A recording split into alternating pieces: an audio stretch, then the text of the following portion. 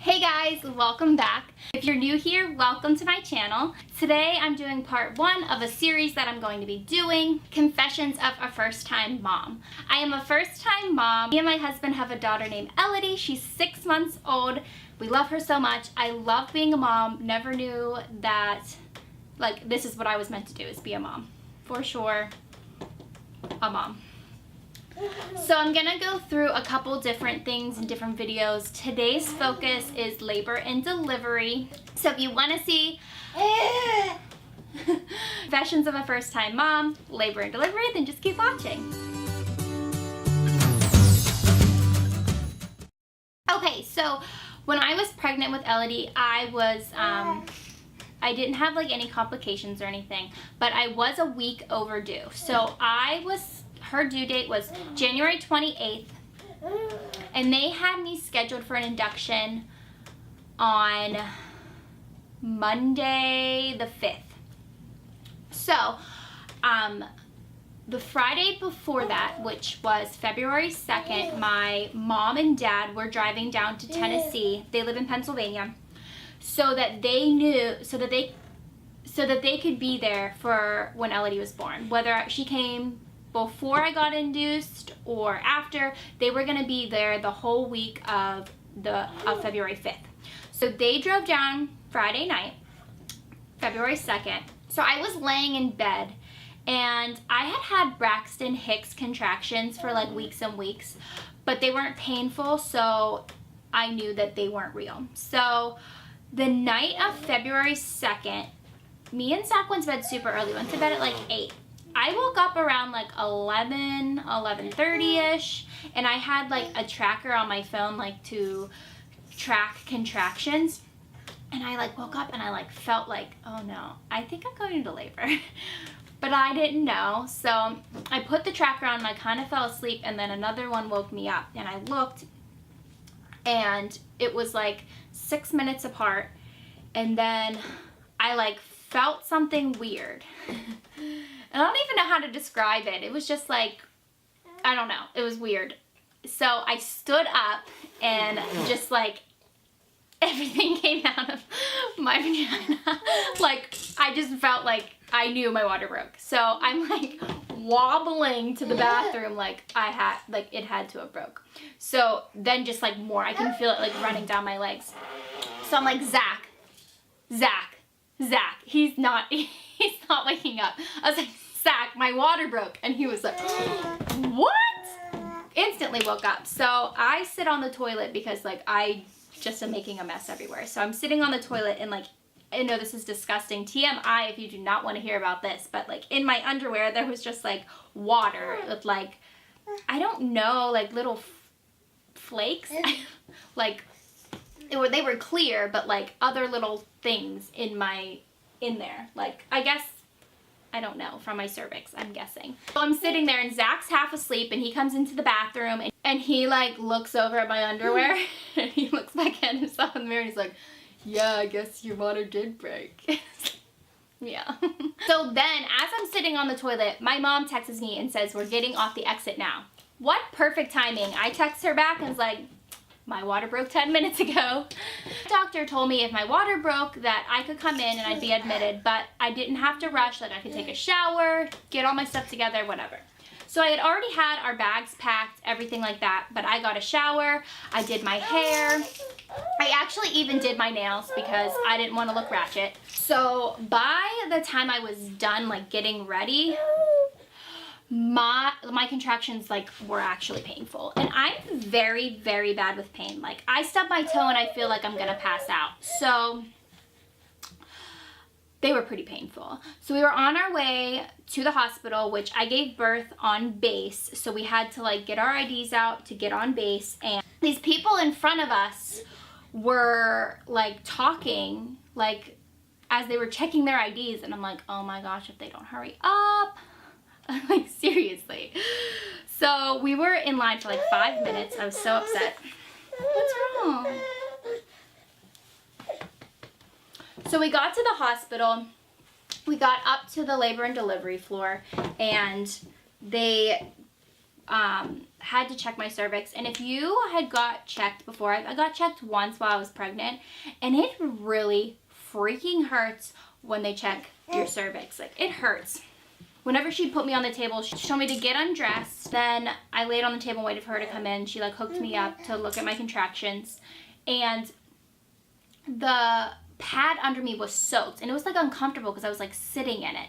And she's like, I'm gonna leave that there because I don't want them to have to check your cervix to like make sure your water broke. If you leave this mess here, whenever the doctor comes in, she can see that your water has broken, and then she won't have to check you. So I was okay with sitting in it for that because I don't like being checked. So whenever the doctor did come in, she ended up having to check me to see how many centimeters dilated I was, and I was 4, and I was 100% effaced. They admitted us, and we got to the room. When we got to the room, they asked me like, are you gonna want an epidural? Hell yes, girl, I want an epidural. I always knew that I was never gonna be able to do it myself. Props to all the women that can do it with that epidural, because I was just scared that I was gonna get too far and need one and then wasn't gonna be able to get one. I definitely could have went further. So whenever I got my epidural, I was 5 centimeters. I definitely could have went further, but I was afraid I was like 8 and then decide I needed one, and then it would be too late and they would say you can't get one. So I was like, I'm just gonna get one now. So it was actually really nice because I feel like I had such a peaceful and like zen labor. So we like took a nap, me and Zach. So I got the epidural at 3:30, and at 8 o'clock they came in to check me, and I was 10 centimeters. So I went from 5 to 10, from 3:30 to 8. Here. At that point, whenever they came in, I think I pushed for maybe 20 minutes and she came out. And I couldn't feel a thing, so that was awesome. But the thing that sucked was, so I held her for like a little bit while they cut the cord and stuff, but then Zach was the first one to do skin to skin because I had tore in like 3 or 4 different spots, so they had to sew me up. And she was actually teaching someone else how to do it. He wasn't doing it, but she was just showing him, so it took a lot longer. So she was sewing me up for a good hour, hour and a half.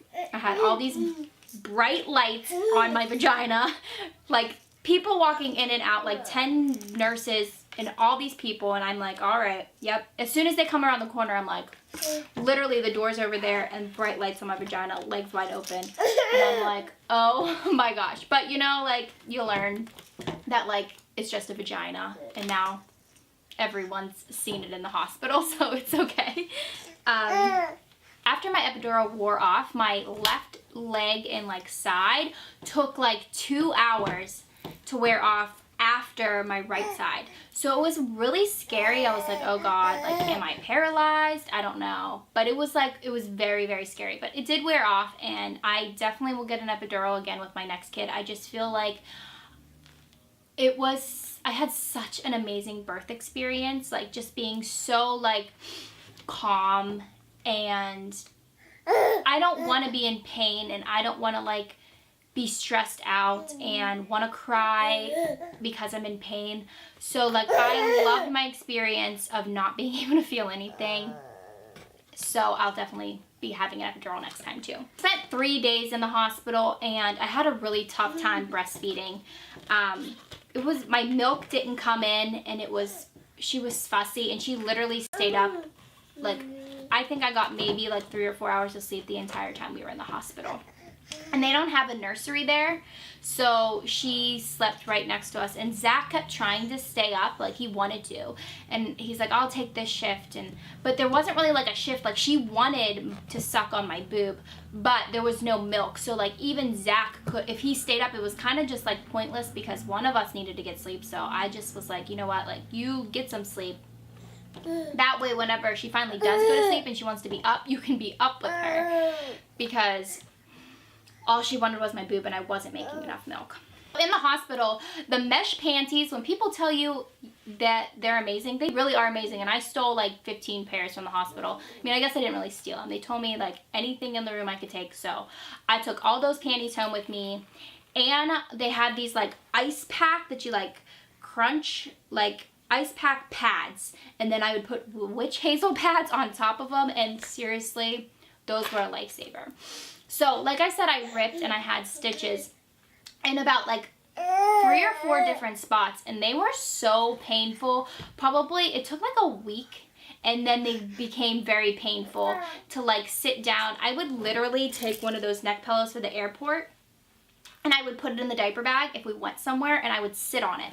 It didn't really help. Like sometimes I would literally, if we were at a restaurant, have to like sit like holding myself up because it hurt so bad.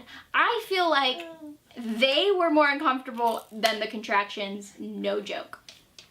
Another thing that came after I had her, didn't have them all through pregnancy, was hemorrhoids.